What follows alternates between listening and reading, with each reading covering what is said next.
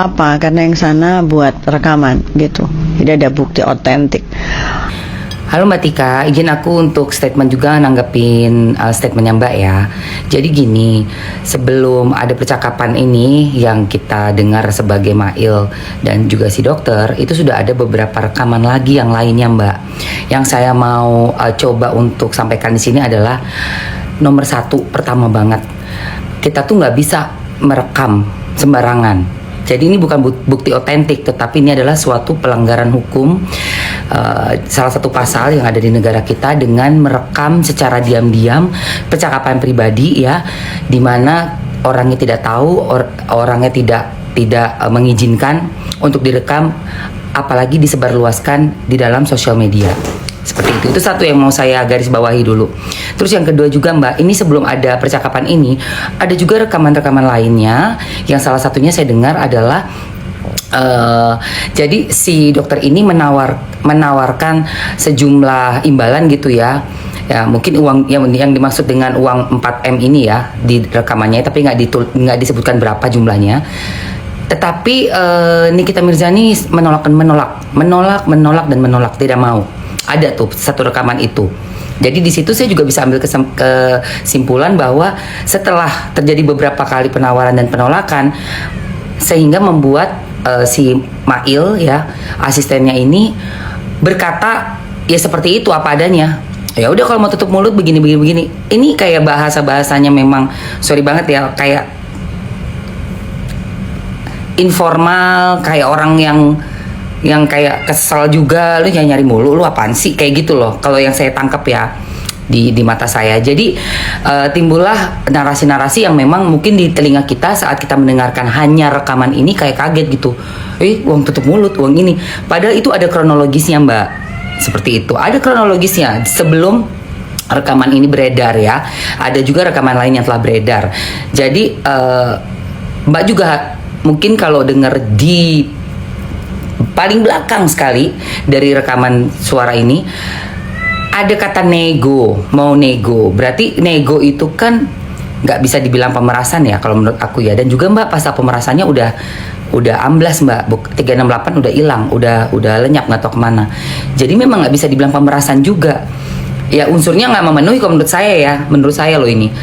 Di kata-kata nego sendiri itu menyambut percakapan yang sebelumnya gitu, bahwa dia yang nyari, dia yang nawarin, dan dia nego. Berarti kan ini ada suatu keinginan untuk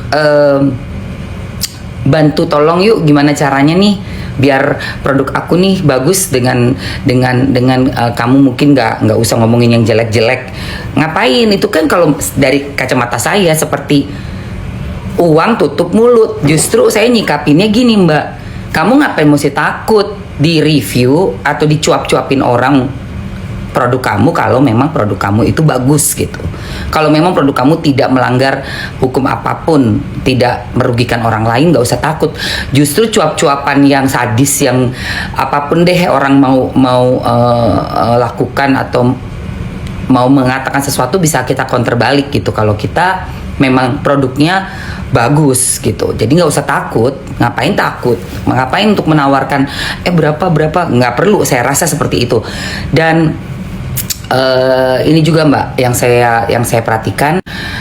Mbak tadi kan bilang 4 miliar tuh banyak. Saya rasa itu relatif banget. Kalau untuk review atau kita bekerja sebagai influencer, mohon maaf banget, bukannya saya melihat angka itu kayak gimana ya, besar kecil itu kan memang relatif, tapi kalau menurut Mbaknya itu bilangnya besar sekali.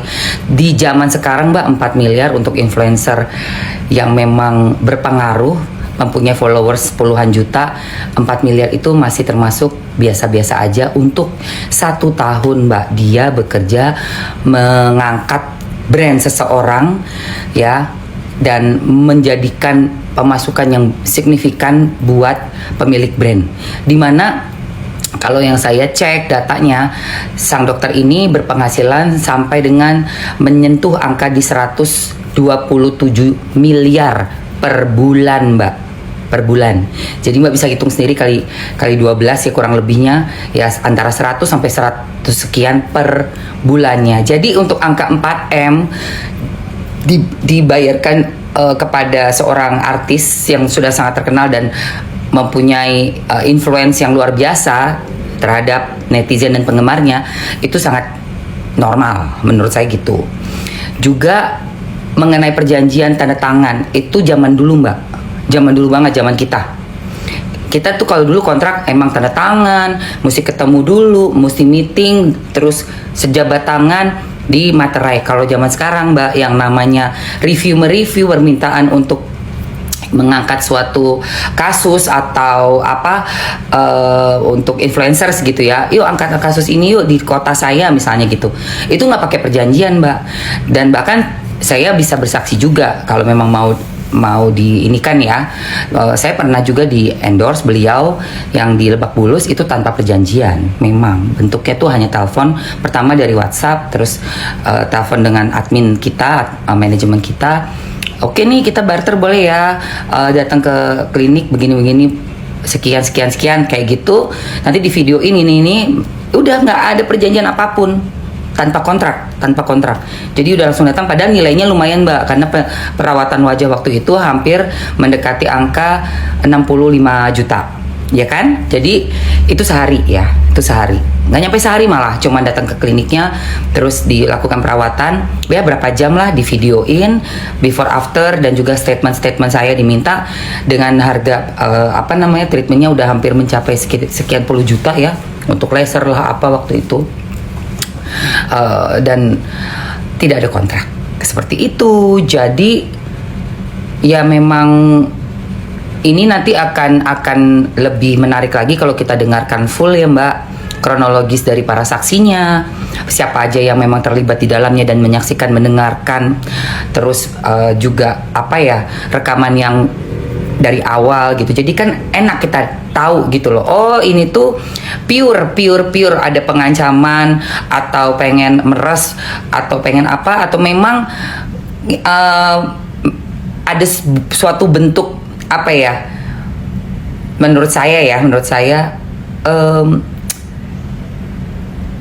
ada kesalahan tapi pengen orang nggak mengungkap itu. Ada kesalahan besar yang fatal tapi tidak pengen diungkap, pengen aman-aman aja. Nah itu Mbak, jadi ini ada persepsi yang mungkin berbeda ya setelah nanti kita sama-sama saksikan di pengadilan. Dan insya Allah nih saya mau ke sana hari ini. Saya pengen banget tahu bagaimana sistem hukum kita di negara ini berjalan, dan saya tetap yakin bahwa Nikita Mirzani dan Mail tidak bersalah seperti itu. Saya tegaskan sekali lagi, saya merasa bahwa memang ada sesuatu yang ya mungkin jadi pelajaran juga buat kita ya, kalau memang ini berbahaya dapat direkam seperti ini, ada baiknya untuk ya udah bertemu langsung. Terus juga ya betul juga Mbak, dibuatkan kayak mungkin bawa lawyer aja sekalian ya kan, dia mau di review nih gitu, dia suruh yang bagus-bagus aja bicaranya nih gimana gitu kan, mungkin kita tanya lawyer kita dulu aja kayak gitu, biar aman juga ya kan, kayak seperti itu. Karena case yang kayak gini kan jadinya membingungkan kan, akhirnya jatuhnya sangat beresiko tinggi buat kita, dapat hukuman yang nggak masuk akal, terus dengan pasal-pasal berlapis-lapis, dengan ya kayak orang yang udah ngeri lah pokoknya saya lihatnya ini ya, seperti suatu hal yang dibesar-besarkan sekali gitu loh. Jadi mungkin kita sama-sama pantau ya Mbak ya, mohon maaf ya kalau kita agak berbeda pendapat dalam hal ini. Terima kasih banyak. Nah gimana menurut teman-teman? Menurut kalian gimana nih tanggapan dari Mbak Tika? Tolong nanti ke video Mbak Tika dulu, nonton sampai habis, baru komen di video Mamski ya. Kita sama-sama diskusi tentang hal ini. Dan nanti sebentar lagi Mamski mau jalan ke pengadilan, aku akan live juga dari sana. Jadi tetap selalu support ya. Thank you so much.